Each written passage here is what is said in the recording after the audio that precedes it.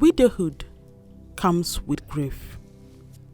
The loss of companionship, the loss of emotional support, the loss of a future imagined together. But for some women in Igbo land, grief is only the beginning. In Mboku, Anambra State, Choma, not her real name, her life changed the day her husband died. She asked for anonymity out of fear of being further victimized. After raising 6 daughters with her husband, she believed his family would help her through the pain.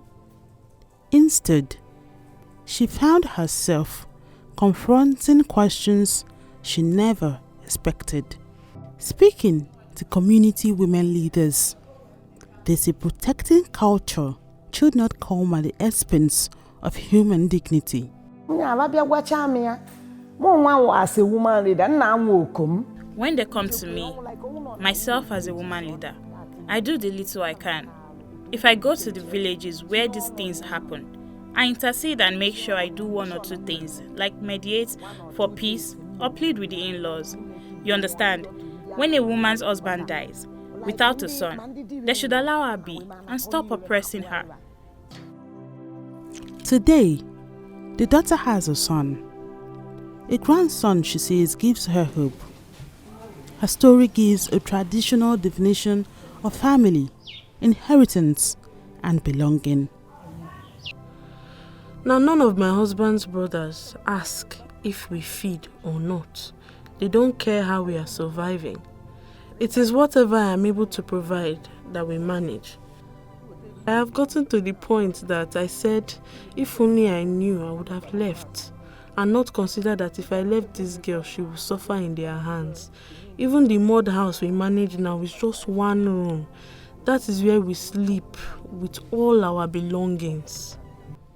There's this psychological impact it has on this girl child. They begin to see how they can find a kind of refuge outside. And when you are trying to do that outside, get like a circle, like a safe space outside the home that is supposed to protect you, what happens to you? Some of them may be exposed to violence. The emotional scars are often passed to the next generation, particularly the daughters who are watching, who are learning how their society values them or not.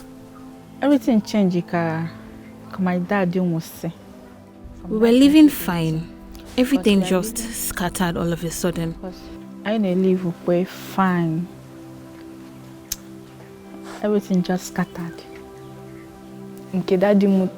His younger brother started meting out wickedness, that we will go to our mother's village, that the house is no longer ours.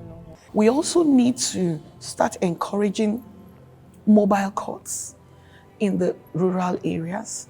If they cannot access the courts in the urban areas, then bodies like FIDA, MBA, NAPTIP can move for the establishment of mobile courts that will move into the rural areas and, of course, have liaison offices. People are not taking the traditional custodians to court. That is why we are still where we are.